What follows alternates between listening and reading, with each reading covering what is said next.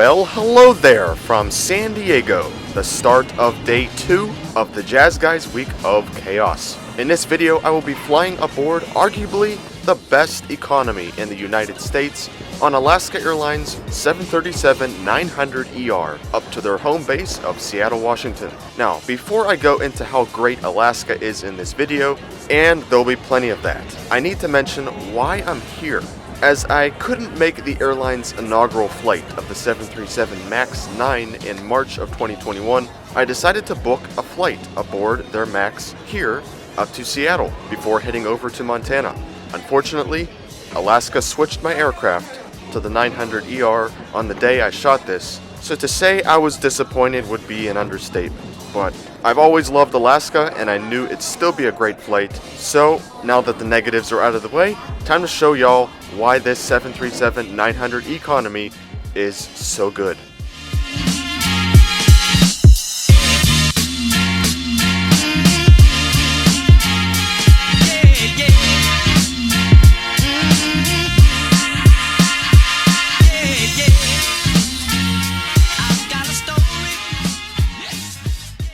Welcome to San Diego International Airport's Terminal 2, where all airlines except for Southwest, Sun Country, Frontier, and Spirit, or shall we say Spontier, depart from. While Alaska Airlines does have a focus city here at San, they are not the largest carrier. That would go by far to Southwest. While I haven't yet been over to Terminal 1, this Alaska concourse I found to be quite nice, as I arrived to my gate this morning without an aircraft here yet. The gate areas have an abundance of plugs and USB ports on each seat, and the windows are large and dotless, providing for nice natural light to spread indoors and good views of airport activity outside. Filming myself check the flight info here is when I finally came to the realization I would not be on a MAX, and so I sat.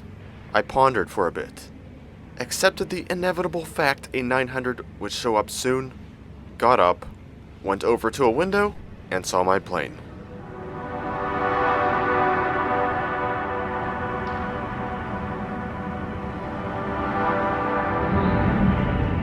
N461AS would be the aircraft taking me up to Seattle today, a March 2014 built Boeing 737-900ER that has spent all 7 years of its life up to the day this was shot flying for Alaska Airlines.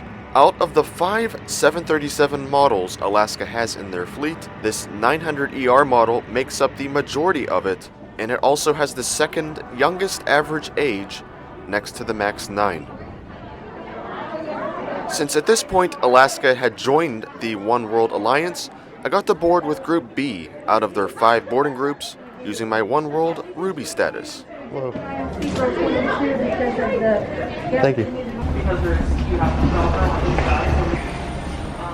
We ended up boarding right on time, about 20 minutes before departure, and as I approached the door, we were greeted with a brand new One World sticker, making me really appreciate my status with American that much more.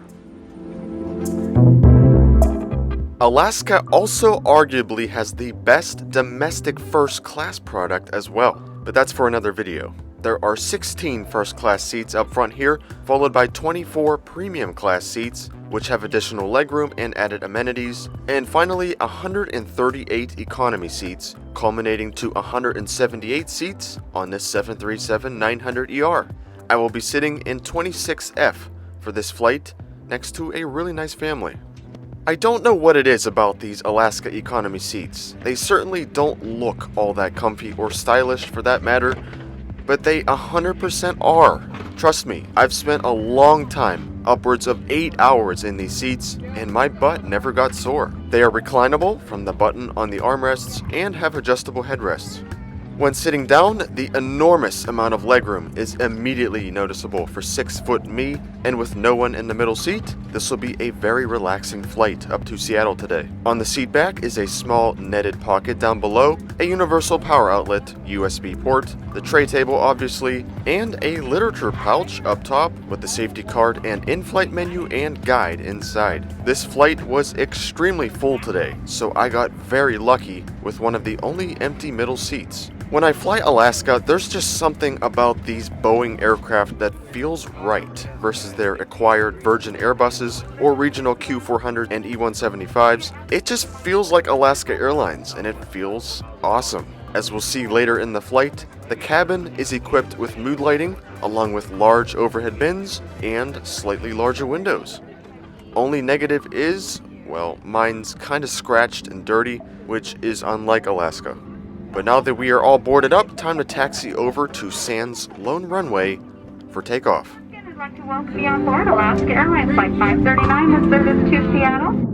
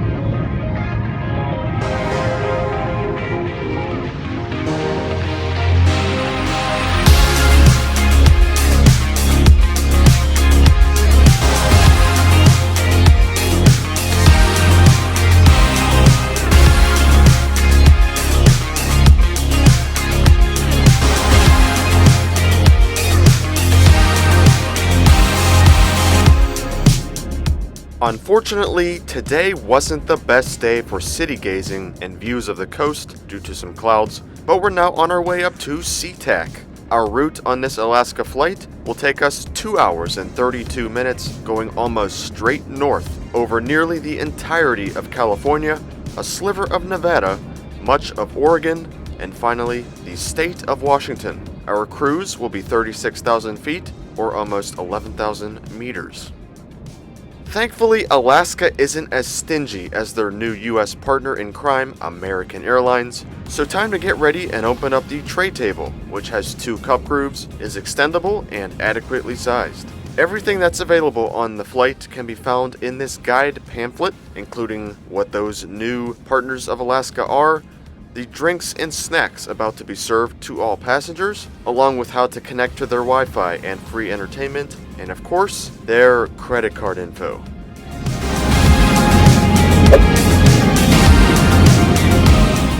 On this ride, flight attendants handed out a choice of beverage, either hot or cold, and this savory snack mix bag. It's by the same company that does United's pretzels, so if you like the taste of those, you'll probably like these as well.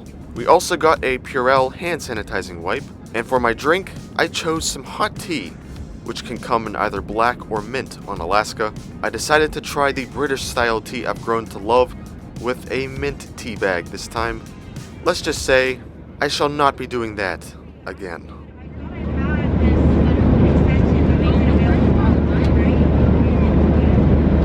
As for the snack mix, it's decent and certainly is probably a healthier option versus say Southwest snack mix, but I don't know, I think I'd have to take the Love airline in this department.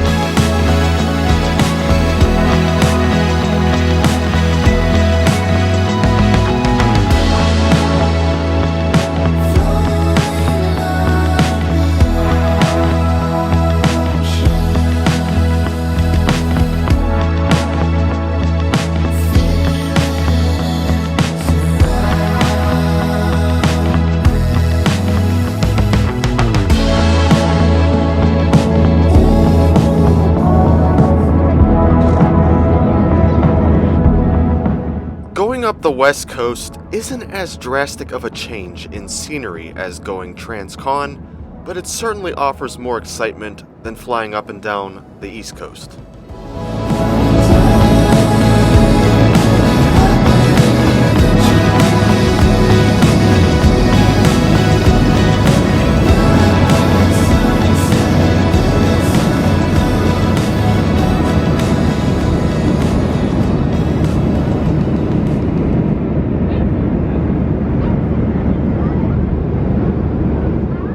Besides looking out the window at those gorgeous views, Austin Powers occupied the rest of my time, along with talking to the mother I was sitting next to.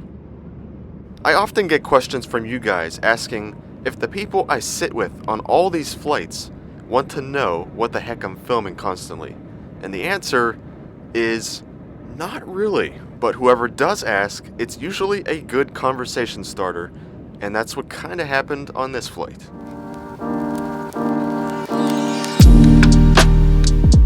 And now for a look at Alaska's free in-flight entertainment system. As you can tell, there are no personal TVs on these planes, probably the only negative about their hard product, but fear not, as everyone has a touchscreen in their pocket. Wi-Fi on today's flight was $10, which compared to others is an average price. Besides entertainment, which I'll get to in a second, the homepage can take you to Flight Tracker, which also has some general details below, and your destination's weather. Thank goodness I'm not flying to Seattle tomorrow.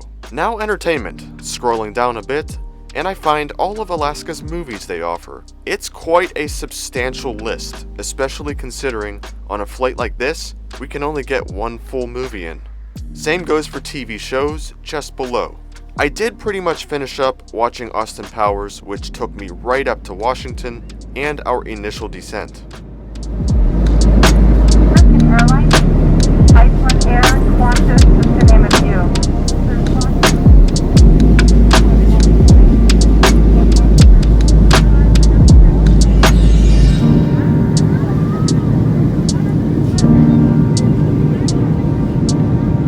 We're going to ask that you fasten your seatbelt and please do remain seated for the duration of the flight. Flight attendants ready to cabin for arrival.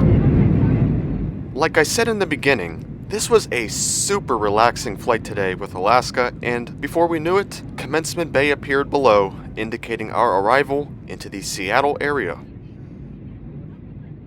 One last thing about the cabin, it's just a small detail, but a very important one for me. The native Alaskan designs on the bulkheads and dividers is always a super cool feature when flying this airline, and differentiates them from everyone else. When you see that, you know you're on Alaska.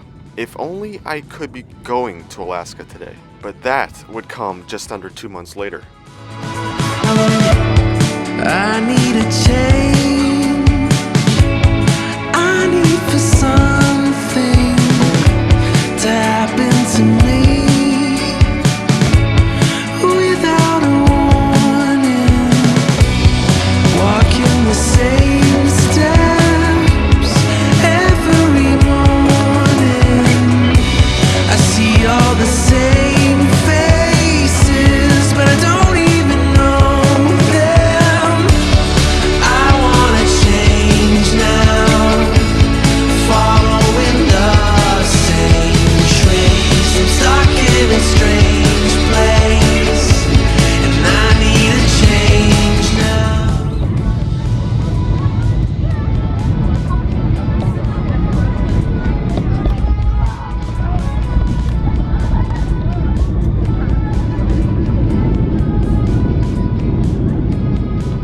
The Pacific Northwest, my favorite region of the lower 48, and also where I'll be staying for the next few days, but not here in Washington. After that super scenic final approach into SeaTac's runway 16 right, this awesome Alaska flight up the coast has come to an end. So is it the best economy class in the US? Look, don't take my word for it. I'm just one person who travels a lot, but I would say absolutely. The comfort alone far outweighs JetBlue or Delta's personal touchscreens, even though I would love to see it added on Alaska. But if that means squeezing more seats on or reducing legroom like JetBlue continues to do, then I'd say don't add TVs. Keep it the same.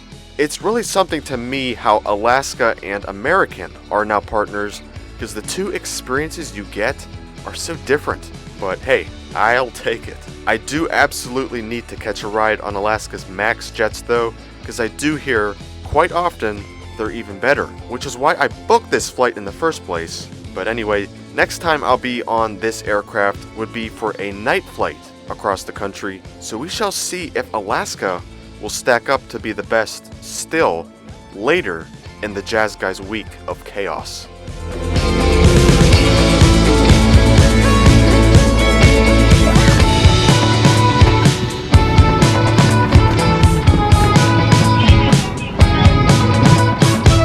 Have a good day. Bye. Thank you.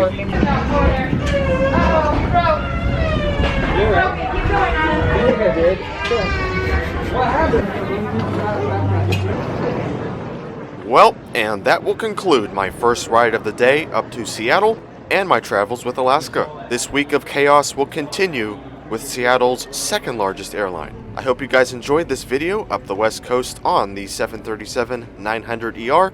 Thank you for watching, and catch you on the next one.